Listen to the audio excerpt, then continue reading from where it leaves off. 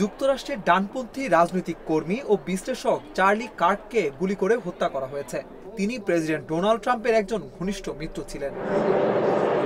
বিবিসির এক প্রতিবেদন বলছে, স্থানীয় সময় বুধবার ইউটা অঙ্গরাজ্যের ভ্যালি বিশ্ববিদ্যালয়ে বক্তব্য দেওয়ার সময় গুলিবিদ্ধ হন ৩১ বছর বয়সী কার্ক। পরে হাসপাতালে চিকিৎসাধীন অবস্থায় তিনি মারা যান। ইউটার গভর্নর একে রাজনৈতিক হত্যাকাণ্ড অভিহিত করেছেন। ট্রুথ সোশ্যালে ট্রাম্প বলেন, মহান এবং কিংবদন্তি চার্লি কার্ক আর নেই। মার্কিন যুব সমাজের হৃদয়ে জয়ের ক্ষমতা চার্লির চেয়ে বেশি আর কারো ছিল না বলেও জানান তিনি।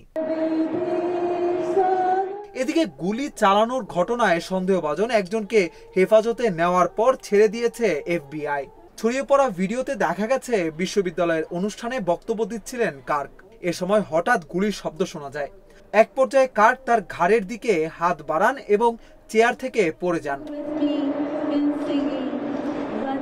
চার্লি কার্ক জনপ্রিয় পডকাস্ট ও রেডিও অনুষ্ঠান দ্য চার্লি কার্ক শো এর উপস্থাপক ছিলেন। প্রেসিডেন্ট নির্বাচিত হওয়ার পর কার্ককে তরুণ ভোটারদের সমর্থন আদায়ের কৃতিত্ব দিয়েছিলেন Trump. Tonight, all who knew him and loved him are united in shock and horror.